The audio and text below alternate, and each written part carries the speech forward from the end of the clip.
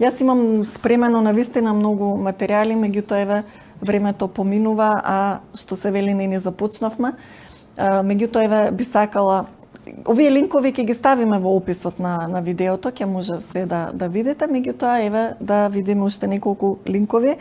Како јас почнав да се сомневам, така да речам, во целава работа, прв документ кој што ми дојде уште во март, веројатно во самиот почеток, беше една обврзница на Светска банка. Можеме линкот да го видиме од Светска банка. Значи, Светска банка има издадено пандемиска обврзница во 2017 година, 28.6.2017, и таа истекува, ако не се лажам, сега во јули, значи веќе истечена 2020 година, значи краткорочна, и во неја имаше доста интересни работи. Значи, фактички, која држава ќе има поголем број на заболени, ќе добие повеќе пари. Значи, државите кои што ја купиле, нели, оваа пандемиска обврзница и така натаму. Ова е, да речам така, еден од првите документи кој што отвори некаков сомнеш кај мене и кој што ме предизвика понатаму да истражувам. Понатаму, Институтот Џон Хопкинс, овој линк го немаме, Џон Хопкинс познат ни е по моделот на Фергусон, фактички, кој што работеше во тој институт, и фактички на база на тој модел и се направи целата хистерија, нели, за овие затварања и така натаму.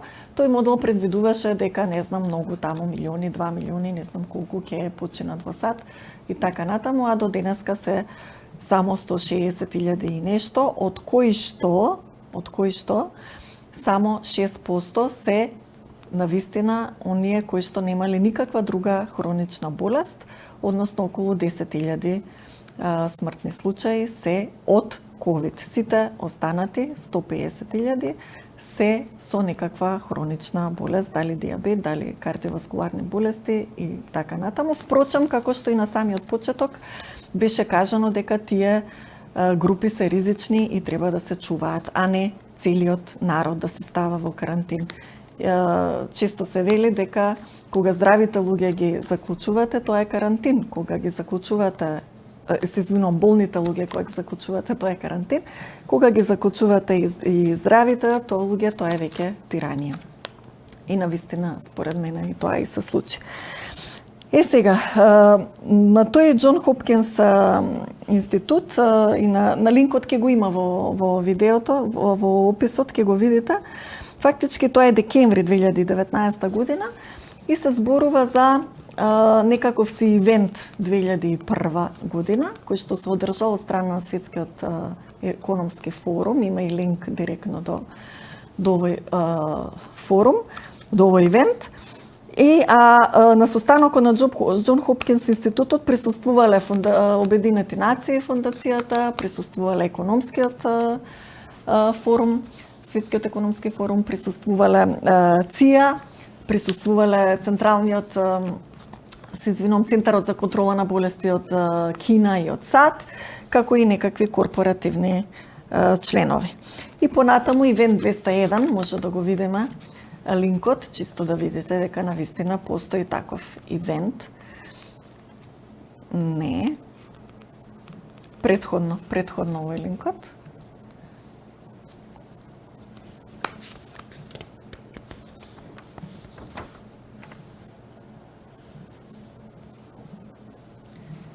На ивентот 201 присуствуваат истите овие луѓе кои што ги спомнав од Џон Хопкинс институтот, и тоа е една тркалезна маса на која што се...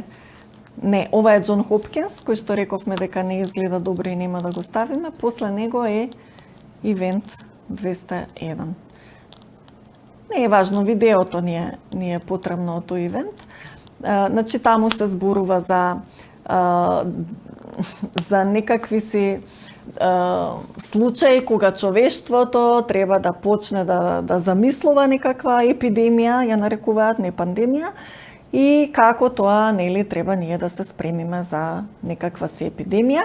И тука веќе спомнуваат конкретно коронавирус. Значи, не било каква, туку конкретно од коронавирус епидемија. Значи, ивентот се случува октомври 2019 година, 3 месеци пред да излезе, така да речам, коронавирусот од Вухан. So that concludes the exercise portion of the event. How did this pandemic turn out? Please watch this epilogue video and you can see the outcome.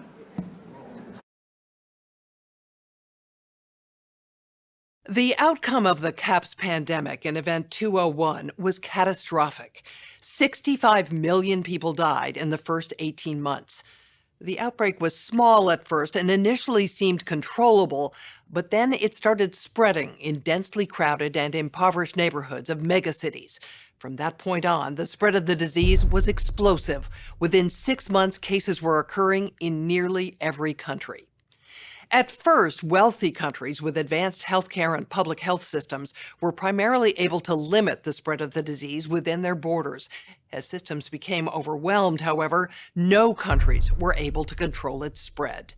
And the disease affected people of all socioeconomic status, from the very poor to the extremely rich, from sanitation workers to CEOs and national leaders. The economic consequences were dramatic. The high death toll and even greater numbers of sick hurt productivity in many industries. Manufacturers were having trouble filling orders, and countless companies in the service sector simply shut down. The global economy was in a free fall.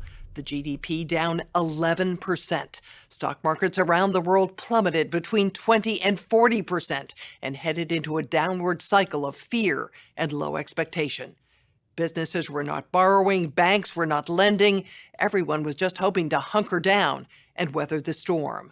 While nearly all businesses were affected, certain sectors were especially hard hit. Travel, finance, service, manufacturing, healthcare, and insurance among them, with some major companies going bankrupt.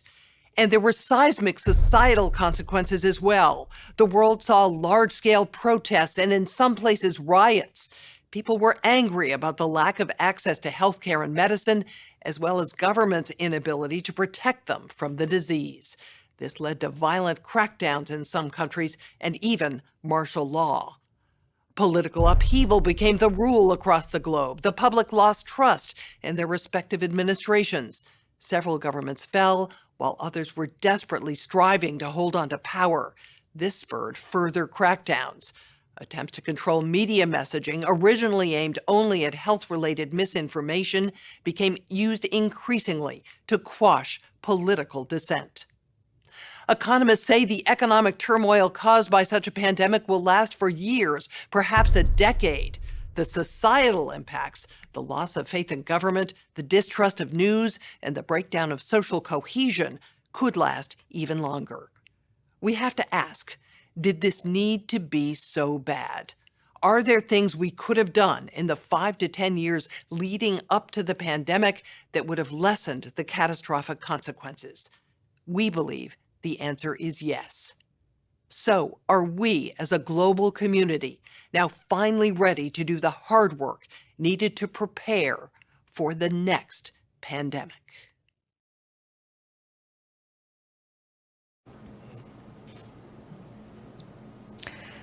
Така, го видовте видеото, значи накратко, откако сите разговараат за некакви мерки кои што треба да се превземат доколку би се случила некаква епидемија на коронавирус, на крајот некаков епилог има, кој што еве сега го видовте, и наративата во епилогот е како да веќе се случило и што се случило. Значи женава кажа дека починале 65 милиони жители, дека банкарството било замрено, економијата било забрано, дека многу нереди имало по светот и така натаму. Значи, на еден начин, она што веројатно се очекувало да се случи, да не речам дека било и планирано да се случи, за среќа не дојде до тоа. Овој ивент е во 2019 година, значи како документ, меѓутоа морам да кажам дека предходно, уште во 2010 година, лесно се наоѓаат овие документи, на страната на Рокфелер фондацијата, пазете, 2010 година, е зборувано за исто во ова. Значи некакви епидемии, па дека треба да има карантини, да се затварат, локдауни, баш не знам и дали точно се го преведуваме, локдаун, карантин, локдаун можеби е построго. Дека каква да биде наративата на медиумите, значи тоа е многу важно. Медиумите како да се носат со тоа, дека треба јавни личности да се најдат што ќе кажат еве јас го имам коронавирусот и така натаму, нели? И мерките да се промовираат и луѓето да ги прифатат, нели? И доброволно. А ако не може доброволно, има и начини на присила. Во 2012 година интересно е, тогаш веројатно не сме обрнале внимание, меѓутоа еве најдете го сега, изгледајте Олимпијадата, значи отварањето на Олимписките игри. Просто нема да ви се верува што ќе видите. Значи на сцена ќе видите бебиња во креветчиња, ќе видите медицински сестри со маски на уста, ќе видите општо луѓе со маски на уста и многу други работи кои што денеска буквално ни се случуваат 8 години подоцна. Имаме исто така еден филм со Гвинет Палтроу, ако не се лажам, и кој да беше машката улога, да со кинескиот вирус, значи жената во Кина го доби вирусот, го врати во Америка и така натаму, значи исто пред неколку години. На еден начин не програмираа на сето ова. Понатаму имате и документ од Бундестагот. Исто еден документ многу рано, во март, може да го видиме тој режија од Велика Британија, пазете го ова. Значи на сајтот на Институтот за јавно здравје во Велика Британија, уште на 19 март, самиот почеток, малку подолу, се вели